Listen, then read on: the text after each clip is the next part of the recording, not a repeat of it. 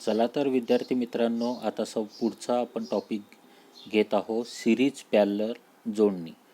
तर सिरीज सुरुवातीला आपण घेऊया सिरीज जोडणी, नंतर घेऊया त्यानंतर आपण घेऊया पॅरलल जोडणी. तर तुम्हाला माहीत आहे की एखादं सर्किट आपल्याला कंप्लीट करायचं असेल तर त्यासाठी आपल्याला रेजिस्टन्सची आवश्यकता असते. रेजिस्टन्सला आपण या चिन्हाने दाखवतो, त्यामुळे मी इथे रेजिस्टन्स अशा पद्धतीने घेतलं आहे. त्याला आर या आपण अक्षरांनी ओळखतो. त्यानंतर आपल्याला सर्किटमध्ये एक पॉवर सोर्स लागतो, जो आपल्याला पॉवर सप्लाय करेल, म्हणजे एक प्रकारचा आपल्याला व्होल्टेज देईल. त्यामधून आपल्याला करंट निर्माण होईल आणि करंट आपला पॉझिटिव्ह टर्मिनलकडून निगेटिव्ह टर्मिनलकडे जाईल. बरोबर, त्यासाठी आपण इथे व्होल्टेज घेतोय व्ही आणि करंट घेतोय आय. आता एक सिंपल सर्किट काढलेलं आहे आपण. इथे रेजिस्टन्स सुरुवातीला घेतलं आहे. एक टोक आपण बॅटरीच्या पॉझिटिव्ह टर्मिनलला लावला आणि दुसरं टोक रेजिस्टन्सचं बॅटरीच्या निगेटिव्ह टर्मिनलला लावलं आहे. म्हणजे आपलं एक सर्किट पूर्ण कंप्लीट झालेलं आहे. आता इथून पॉवर सप्लाय होईल, म्हणजे करंट आय इतका करंट आपला वाहील. आय आपल्याला करंट आहे, जो करंट हा या टर्मिनलमधून या रेजिस्टन्समधून असा जाईल आणि हा निगेटिव्ह टर्मिनलकडे जाईल, म्हणजे एक पूर्ण सर्किट तयार होईल. आता रेजिस्टन्स जोडण्याच्या 3 पद्धती आहे. बरोबर, तर एक आहे एकसर जोडणी, ज्याला आपण म्हणतो सिरीज सर्किट.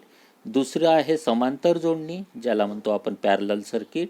आणि तिसरा आहे मिश्र जोडणी, म्हणजे सिरीज सर्किट आणि पॅरलल सर्किट यांचं मिश्रण म्हणजे मिश्र सर्किट. आता आपण सुरुवातीला घेऊया एकसर जोडणी. एकसर जोडणीमध्ये एक रेजिस्टन्स नाही, एकपेक्षा जास्त रेजिस्टन्स मी इथे घेतोय. इथे उदाहरणात मी घेतोय 3 रेजिस्टन्स. हा एक रेजिस्टन्स, हा दुसरा रेजिस्टन्स आणि हा तिसरा रेजिस्टन्स. तर मग मी या रेजिस्टन्सला नाव देतो R1, या रेजिस्टन्सला नाव देतो R2, या रेजिस्टन्सला नाव देतोय मी R3. हा आहे माझ्याकडे पॉवर सप्लाय. ठीक आहे. आता बघा, R1 रेजिस्टन्स पहिला टोक, दुसरा टोक R1 रेजिस्टन्सचा दुसऱ्या रेजिस्टन्सच्या पहिल्या टोकाला, त्यानंतर दुसऱ्या टोकाला तिसरा रेजिस्टन्सचं पहिलं टोक आणि तिसऱ्या रेजिस्टन्सचं जे दुसरं टोक आहे तो बॅटरीच्या निगेटिव्ह टर्मिनलला. ही झाली आपली सिरीज जोडणी. आता बघा, मला बघायचं आहे की R1 या रेजिस्टन्समध्ये किती व्होल्टेज ड्रॉप होतोय, व्होल्टेज किती मिळणार मला. त्यासाठी मी काय केलं, रेजिस्टन्सच्या एका टोकाला आणि हा दुसरा टोक पहिला, म्हणजे इथे व्होल्ट मीटर मी अटॅच केलेला आहे. म्हणजे व्होल्ट मीटरमध्ये काय मला मोजता येईल, व्होल्टेज मोजता येणार आहे. बरोबर, तर R1 मध्ये मी V1 हा व्होल्ट मीटर लावलेला आहे. त्याला मी R1 आहे म्हणून इथे मी V1 हे नाव दिलेलं आहे. ठीक आहे. R2 याला दुसरा व्होल्ट मीटर लावलेला आहे, ज्याला मी V2 नाव दिलेलं आहे. आणि R3 या रेजिस्टन्सला मी V3 हे व्होल्ट मीटर लावलेलं आहे. म्हणजे हे झालं माझं, मला इथे व्होल्टेज मिळणार आहे. R1 मध्ये किती व्होल्टेज ड्रॉप होतोय, R2 मध्ये किती व्होल्टेज ड्रॉप होतोय आणि R3 मध्ये किती व्होल्टेज ड्रॉप होतोय. ठीक आहे. आता ज्या वेळेला हे आपलं सर्किट पूर्ण तयार झालेलं आहे, पॉझिटिव्ह टर्मिनलकडून काय होणार आहे, करंट वाहणार आहे. मग करंट किती वाहणार आहे, तो आय इतका करंट वाहणार आहे. मग हाच आय करंट आपल्याला R1 मधून पण जाईल, R2 मधून पण जाईल आणि R3 मधून पण तितकाच करंट जाणार आहे. बरोबर, म्हणजे करंट हा बदलणार नाहीये. बरोबर, त्याचा मार्ग एकच आहे. त्यामुळे आय इतकाच करंट मला प्रत्येक रेजिस्टन्समध्ये मिळणार आहे. परंतु व्होल्टेजमध्ये काय होणार आहे, हा माझा आहे टोटल व्होल्टेज. बरोबर, हा या ठिकाणी जी बॅटरी लावलेली आहे यामध्ये मला हा व्होल्टेज जो मिळालेला आहे हा माझा टोटल व्होल्टेज आहे. मग या ठिकाणी ज्या वेळेला हा सप्लाय सुरू होईल त्यावेळेला R1 मध्ये मला काही व्होल्टेज ड्रॉप मिळेल, तो असेल V1. R2 मध्ये मला काही व्होल्टेज ड्रॉप मिळेल, तो असेल V2. R3 मध्ये मला काही व्होल्टेज ड्रॉप मिळेल, तो असेल V3. म्हणजे आपल्याला असं म्हणता येईल, V हा माझा टोटल व्होल्टेज आहे, बरोबर V1 अधिक V2 अधिक V3. म्हणजे V बरोबर काय होईल माझं सूत्र, एकूण व्होल्टेज बरोबर इथे होणारा व्होल्टेज ड्रॉप अधिक इथे होणारा व्होल्टेज ड्रॉप आणि या तिसऱ्या रेजिस्टन्समध्ये होणारा व्होल्टेज ड्रॉप, हा तिघांचीही जर मी बेरीज केली तर मला एकूण व्होल्टेज मिळणार आहे. आणि माझा करंट काय आहे? आय इतका करंट आहे. आय हा करंट प्रत्येक ठिकाणी R1 मध्ये सुद्धा करंट आय इतकाच मिळेल, I2 मध्ये सुद्धा करंट आय इतकाच मिळेल, I3 मध्ये सुद्धा करंट आय इतकाच मिळेल.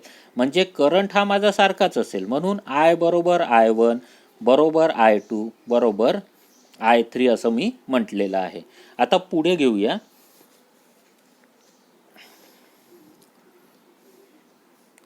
आता काय म्हणतोय आपण? V बरोबर V1 अधिक V2 अधिक V3 बरोबर. मग आता ओहमच्या नियमानुसार आपण काय म्हणतोय? ओहमचा नियम आपल्याला काय सांगतोय?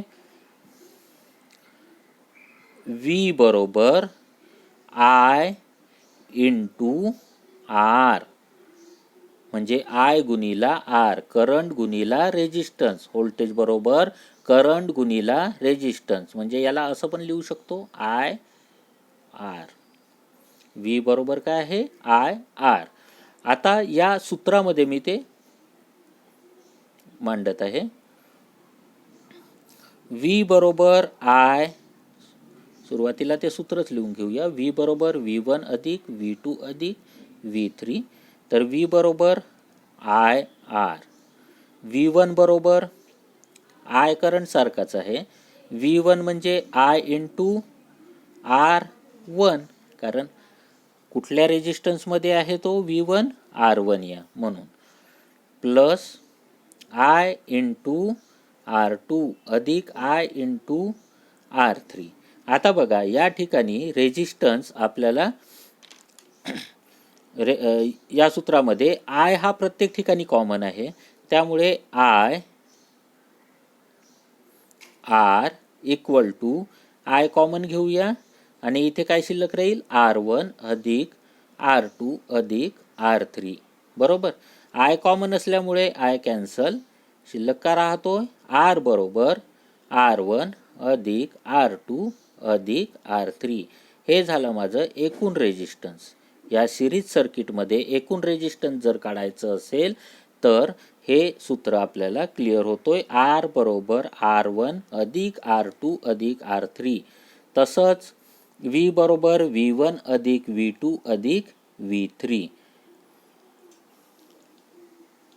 म्हणजे आपल्याला असं म्हणता येईल, आर हा परिणामी रोध विद्युत रोधाच्या बेरजे इतका असतो. परिणामी रोध विद्युत रोधांच्या बेरजे इतका असतो. नंतर आहे समांतर जोडणी म्हणजे पॅरलल सर्किट. आता या ठिकाणी सुद्धा आपण काय करूया? 3 रेजिस्टन्स घेऊया बरोबर आहे. एक सप्लाय घेऊया, म्हणजे विद्युत सोर्स म्हणतो त्याला आपण, इलेक्ट्रिकल सोर्स म्हणतो. अशा पद्धतीने आता आपण कनेक्शन करून घेऊया. आधी पॅरलल सर्किट म्हणजे पॅरलल जोडणी झाली पाहिजे. 1 2 3. आता पॅरलल सर्किट असल्यामुळे व्होल्टेज हा जो आहे हा प्रत्येक ठिकाणी आपल्याला सारखा मिळणार आहे. आता व्होल्टेज मी इथे देतोय, एक बॅटरी इथे कनेक्ट करतोय. बॅटरी कनेक्ट केल्यानंतर काय होणार आहे? आय इतका करंट या ठिकाणी आपल्याला इथून वाहणार आहे. आता ज्या वेळेला हा पॉझिटिव्ह टर्मिनल, हा निगेटिव्ह टर्मिनल, आय इतका करंट हा या मार्गाने वाहत असताना या ठिकाणी प्रवाह वाहण्यासाठी मला 3 अधिक सोर्स दिसत आहे. म्हणजे 3 अधिक म्हणजे काय म्हणतात त्याला, मार्ग दिसतंय. 1 2 3. आता हे रेजिस्टन्स आहे बरोबर.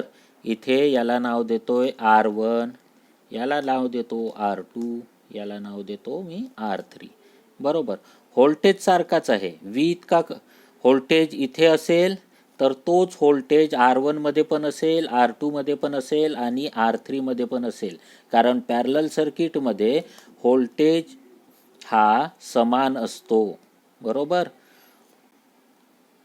आता बघा, आय इतका करंट या ठिकाणी आल्यानंतर याला 3 मार्ग मिळाले. पहिल्या मार्गाने काही करंट जाणार, दुसऱ्या मार्गाने काही करंट जाणार, तिसऱ्या मार्गाने काही करंट जाणार. आता ठीक आहे, मी याला म्हणतोय R1 इतका, R1 या रेजिस्टन्सकडे I1 हा करंट जातोय, R2 या रेजिस्टन्सकडे I2 हा करंट जातोय, R3 या रेजिस्टन्सकडे I3 हा करंट जातोय. ठीक आहे. मग हा करंट जातोय, तर मग इथे मला ॲमीटर अटॅच केलं तर मला इथे किती करंट आहे ते माहिती मिळेल. ॲमीटर काय करतो, करंट मोजतो. बरोबर. करंट आपल्याला दाखवतो किती जातोय तो. त्यामुळे मी काय करतो, इथे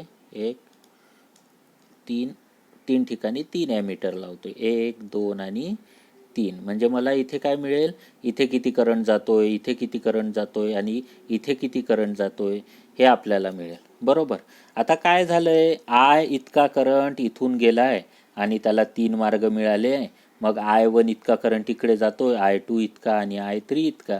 म्हणजे आपल्याला असं लिहिता येईल की I बरोबर I1 अधिक I2 अधिक I3.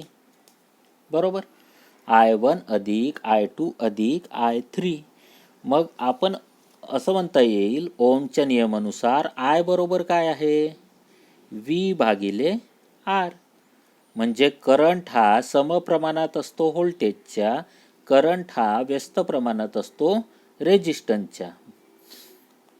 तर या ठिकाणी मी त्याच व्हॅल्यू पुट करतो, म्हणजे V डिवायडेड बाय R. आयच्या जागी काय केलंय मी, V डिवायडेड बाय R. आता I1च्या जागी V हा करंट तर समान आहे, त्यामुळे V ठेवला आहे. Rच्या जागी R1, V डिवायडेड बाय I2च्या जागी R2 आणि I3च्या इथे किती करंट, व्होल्टेज समान आहे, रेजिस्टन्स कोणता आहे, R3. बरोबर. आता या ठिकाणी मी V हा कॉमन काढतोय, म्हणजे 1 डिवायडेड बाय R शिल्लक राहणार. इथे काय होणार, V कॉमन काढलेला आहे, तर इथे 1 divided by R1 plus 1 divided by R2 plus 1 divided by R3. आता V इथे कॉमन आहे, इथे कॉमन आहे, सारखा आहे, कॅन्सल. 1 डिवायडेड बाय R बरोबर काय शिल्लक राहिलंय, 1 डिवायडेड बाय R1 अधिक 1 डिवायडेड बाय R2 अधिक 1 डिवायडेड बाय R3. म्हणजे रेजिस्टन्स काढण्याचं सूत्र पॅरलल सर्किटमध्ये, म्हणजे समांतर जोडणीमध्ये आपल्याला हे वापरता येईल. आणि करंट काढण्याचं पॅरलल सर्किटमध्ये I बरोबर I1 अधिक I2 अधिक I3.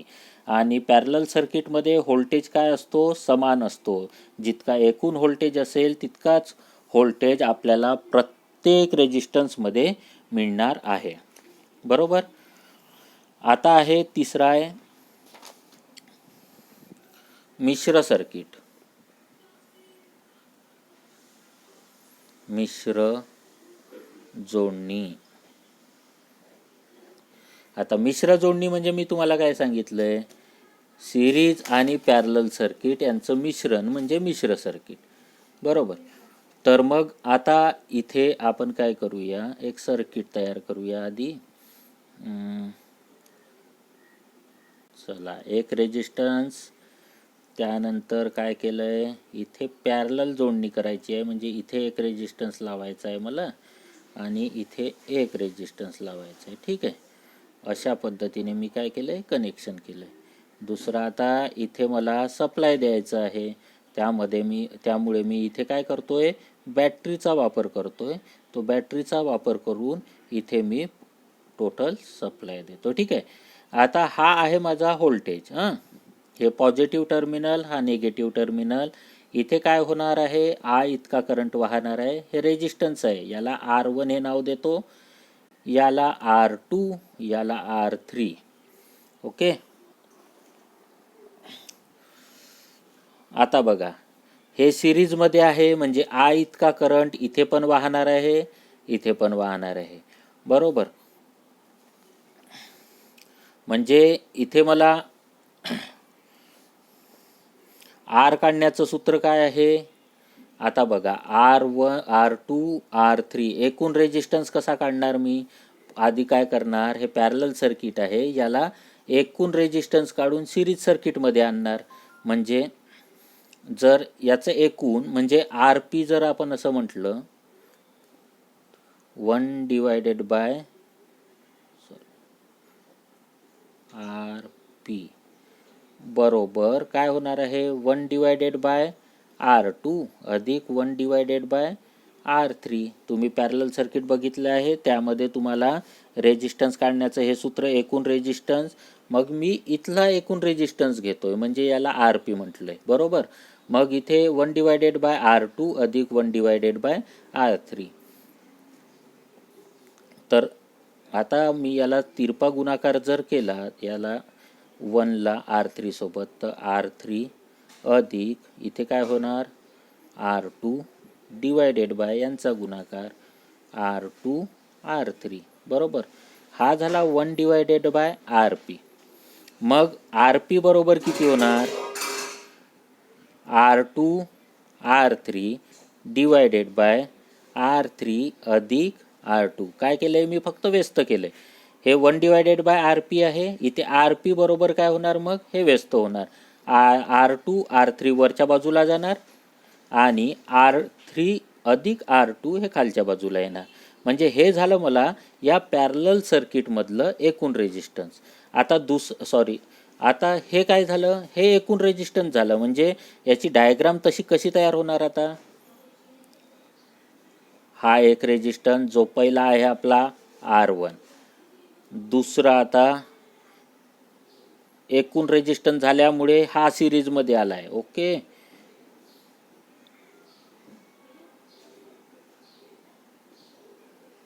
असा आता हा रेजिस्टन्स आहे, याला काय नाव दिलंय रे आपण, आर पी.